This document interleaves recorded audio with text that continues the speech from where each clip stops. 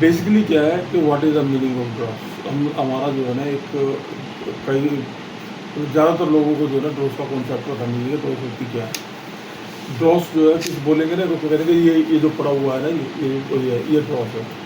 तो aluminium oxide जो है ना Al2O3 जो है ना उसको ड्रॉस बोलते हैं। बेसिकली Al2O3 ड्रॉस नहीं है।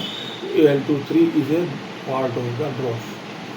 ड्रॉस क्या है। ड्रॉस जो है एल्यूमिनियम के साथ में जो भी एंट्रैप्ड एल्यूमिनियम के साथ में जो भी एंट्रैप्ड नॉन मेटेलिक इम्प्योरिटीज़ हैं, चाहे वो ऑक्साइड है, चाहे मड है, चाहे कंकड़ है, ग्रीस है, स्लैग है, कुछ भी है, वो ड्रॉस कहलाती है।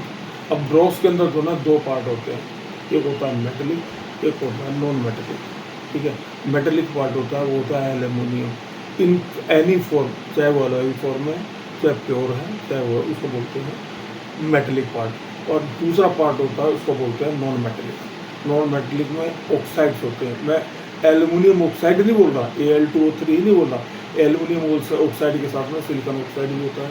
यदि आप उसकी केमिस्ट्री, उसका केमिकल एनालिसिस करोगे ना ड्रॉस का, तो ड्रॉस में जो ऑक्साइड्स हैं वो सिलिकॉन ऑक्साइड भी होता है, मैग्नीशियम ऑक्साइड भी होता है, मैग्नीज ऑक्साइड भी होता है, कैल्शियम भी होता है, कार्बोनेट भी होता है।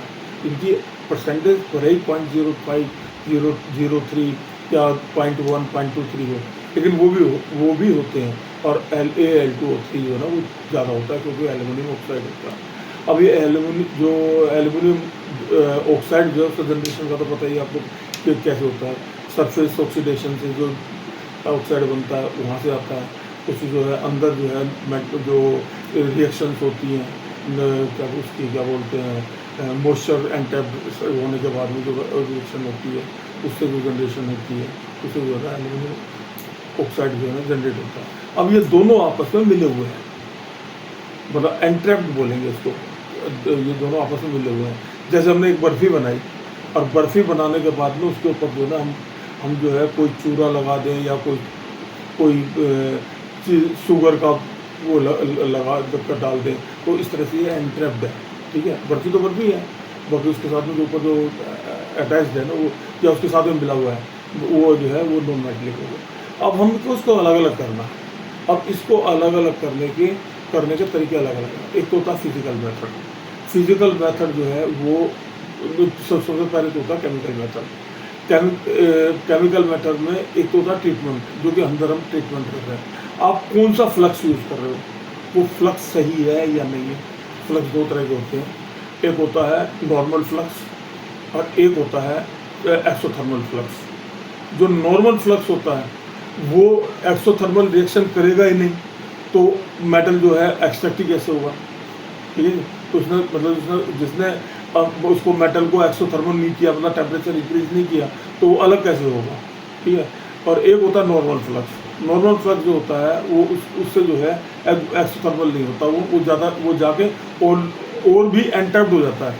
मतलब एक पेस्टी स्ट्रक्चर, पेस्टी सॉल्यूशन बनाता है मेटल के अंदर। यदि आपने फ्लक्स को डाल दिया तो पेस्टी सॉल्यूशन बनाएगा, उसके साथ में और भी जो ऑक्साइड होगा ना वो भी चिपट जाएगा। तो जब वो और भी चिपट गया तो जब उसको आप मतलब फर्नेस से निकालोगे, तो फर्नेस से निकालने के बाद में आपका जो ड्रॉस की परसेंटेज है वो बढ़ जाएगी, क्योंकि कुछ तो था ही और कुछ जो है जो आपने फ्लक्स डाला उसके साथ में एंटैप्ड हो गया और एंटैप्ड होने के बाद बाहर निकल गया। तो यदि आपकी मतलब ड्रॉस परसेंटेज 5 आ रही थी तो 7 या 8% हो जाएगी। ठीक है। तो बेसिकली क्या हुआ कि मेटल और मेटल के साथ में नॉन मेटेलिक इम्प्योरिटी जो है वो जो है बाहर निकलती है। अच्छा, बाहर निकलने के बाद में आपने उसको बाहर निकाल दिया। बाहर निकालने के बाद में आपको प्रोसीजर करना है उसको सेपरेट करने का at the time of the hot condition. मतलब हॉट कंडीशन के अंदर आपको उसको अलग करना है। उसका प्रोसीजर क्या कि या तो आप उसको पेपर में डाल दो, कि पेपर में क्या है कि वो बाई ग्रेविटी नीचे आ जाएगा और उसको जगह मिलेगी, मतलब बहने के लिए जगह मिलेगी, वो बह के अलग हो जाएगा। ठीक है। जितना वो बह के अलग हो जाएगा उसको जो ना अलग निकाल के उसको दोबारा यूज़ कर लिया, तो उसमें जो ना आपकी परसेंटेज जो है ना वो बढ़ जाएगी। दूसरा तरीका ये होता है कि उसको जो है एक पॉट के अंदर डाल दो। पॉट के अंदर डालने के बाद में जैसे कढ़ाई टाइप पॉट है उसके अंदर डाल दो और उसके बीच में छेद कर दो। तो रूल वही है कि उसने बाई ग्रेविटी नीचे आना है। नीचे आके उसको जो है आपने पोर्ट छेद से अलग करना है या टेपर से अलग करना है या मशीन से अलग करना है, इसको फेंट के मशीन जो ड्रोस मशीन होती है उससे अलग करना, वो तरीका हो गया। तीसरा तरीका जो होता है, तीसरा तरीका जो है ये इसमें जो ये तो ये हो गया आपका, इसमें दिखा देता हूँ, ये इसमें दिखा रहा हूँ। ये तो जो है आपका जो मैं बताया अभी टेपर वाला तरीका है, ये जो है कढ़ाई वाला तरीका है, इससे नीचे निकल जाता है। ये ब्लैक कलर जो है, ये ब्लैक कलर मैंने दिखाया है मेटल को, और येलो दिखाया है ड्रॉस को। तीसरा तरीका ये होता है कि ड्रॉस को अब जो है ये तो गर्म कंडीशन के अंदर हो गया, हॉट कंडीशन हो गया, अब ठंडी कर रहे हो उसको। ठंडी करने जो ठंडी होती है तो जो एंट्रैप्ड एल्यूमिनियम होता है वो जो है बहुत माइनर कंडीशन के अंदर होता है। यदि उसको फर्दर प्रोसेस करोगे आप, तो उसका फिर पूरा जो है ना ड्रॉस प्रोसेसिंग सिस्टम होता है, कूटना, छानना, पोलराइजर करना, ये करना, बड़ा लंबा प्रोसेस होता है। अब उसका जो है, जो लोगों ने जो मतलब इजी प्रोसेसर बनाया, एक हाइड्रोलिक प्रेस होती है, ड्रॉस जब निकलती है उसको इसके अंदर डालो और उसको प्रेस कर दो। प्रेस करने के बाद में जो बुरबरी ड्रॉस थी वो सॉलिड कंडीशन के अंदर आ गई। बुरबरी थी ना जो फैली हुई थी, वो सॉलिड कंडीशन के अंदर आ गई।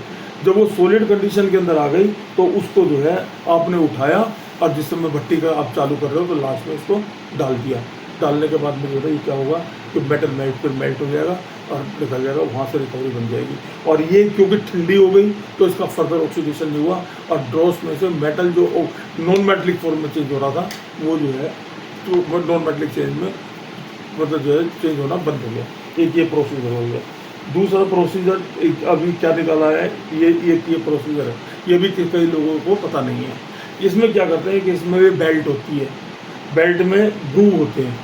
आप ठंडी डोज को, गर्म डोज को इसके अंदर डाल दो और बेल्ट को चला दो, तो बेल्ट को चला दोगे तो आपको जैसे आपके छोटे टुकड़े इडली होती है ना, इडली की तरह से जो है ना, या इडली की शेप के अंदर डोज जो है ना सॉलिड कंडीशन के अंदर आ जाएगी, ठीक है। और उसको जब सॉलिड कंडीशन के अंदर आ गई तो उसको उठा के भट्टी के अंदर डाल के उसके अंदर रिकवरी करना बहुत आसान होता है, बजाय इसके कि ठंडी डोज को, जो ठंडी ड्रॉस है उसको बेलचे से उठा के डाल रहे हो, या उसको और जो तो कुछ तो जली गई है और कुछ और उसको जो है जला दे, मतलब ऑक्सीडाइज कर रहे हो, ऑक्सीडाइज करो, तो आपने जो है ये कर दिया। तो तीसरा तरीका ये है जो हॉट मतलब जो है ड्रॉस मशीन है, इसको भी यूज़ करने का तरीका होता है, जो मतलब हर एक लोग जो है ना इसको प्रॉपर तरीके से यूज़ नहीं कर पाते। इस आपने पोर्ट के अंदर ड्रॉस को डाल दिया, ड्रॉस के अंदर डालने के बाद ये कंडीशन आ जाएगी, यानी जो मेटल है ना वो तो नीचे इकट्ठा हो जाएगा और ऑक्साइड जो है वो ऊपर आ जाएगा, ठीक है। तो नेचुरल तरीके से जितना निकल सकता है पहले तो उसको निकाल लिया, ठीक है, उसके बाद में फिर इस मशीन को चलाना है। लोग बात क्या करते हैं कि पहले मशीन को चला देते हैं उसके बाद में डोज डालते हैं। यदि पहले मशीन को चला दिया और उसके बाद डोज को डाल दिया तो जो नीचे बैठी हुई, नीचे जो मेटल बाई ग्रेविटी इकट्ठा हुआ है वो भी जो है उसके अंदर जो है ऑक्साइड के अंदर मिल जाएगा, और उसको जो है मतलब जो रिकवरी जो है रिकवरी परसेंटेज बहुत कम हो जाएगी। पहले इसको जितना नेचुरल तरीके से निकल सकता हो, मतलब ये प्रोसीजर पहले ऐसा प्रोसीजर करना है, नेचुरल तरीके से निकालना है, उसके बाद में ये देख लिया कि अब निकलना बंद हो गया, उसके बाद में इसको फेंकना है कि जिससे कि जो अंदर जो एंट्रैप्ड ड्रॉस है ऑक्साइड के साथ में in form of small particles या मतलब माइक्रो पार्टिकल्स है, वो फेंट के नीचे ग्रेविटी से आ जाए और उसको निकाल लें। तो ये जो है ये तरीके हैं तो उसको करने के।